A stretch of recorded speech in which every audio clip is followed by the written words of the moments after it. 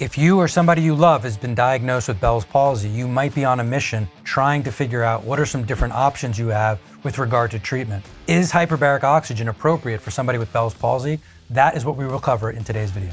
What is Bell's palsy? Bell's palsy, very specifically, is either damage or irritation or inflammation to the facial nerve, basically causing a temporary paralysis of many of the muscles on one side of the face. Now, it's important just to note that there's some distinguishing factors that need to be done between Bell's palsy and a stroke. And so if you're watching this video and you are unsure, please take a look or consult one of your doctors and just make sure that you're looking in the right places. But Bell's palsy is specifically the facial nerve, and there are certain muscles that will be affected, and it will only cause paralysis of the muscles that are innervated by the facial nerve versus a stroke, which is going to affect the blood supply.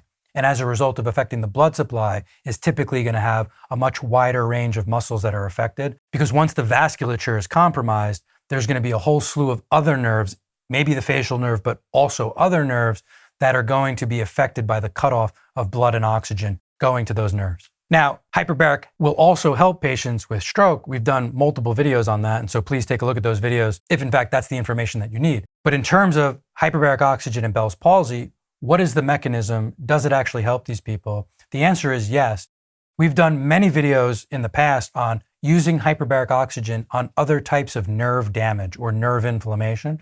And so ultimately, for the same reasons that hyperbaric oxygen helps those situations, hyperbaric oxygen also helps with Bell's palsy. Generally speaking, with Bell's palsy, it could be viral in nature. There could be a virus that's affecting that nerve. It could be inflammatory in nature. There's an inflammation process going on causing damage to that nerve. Or it could be even traumatic, some sort of trauma to the facial nerve causing nerve damage. In any one of those cases, hyperbaric would still be appropriate.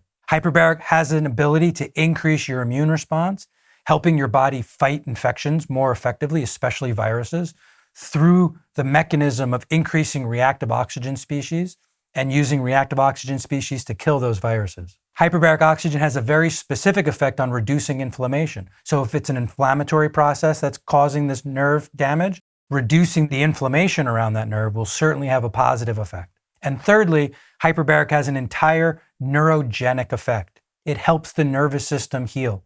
It helps to increase central nervous system and peripheral nervous system stem cells, improving the healing of the nervous system. It helps to create increased neuroplasticity and neurosynapses to have better and stronger connections between the different nerves. So whether we're dealing with the infection or we're dealing with the inflammation or we're just dealing with healing the nervous system as a whole, hyperbaric oxygen, through its mechanisms, actually can have a positive effect in all three of those areas. For the patients over the years that we've treated with Bell's palsy, we've seen tremendous results, and often pretty fast results. 20 hours or less has typically been enough to see great improvements and in many cases, full resolution. So hyperbaric oxygen is absolutely appropriate for somebody with Bell's palsy.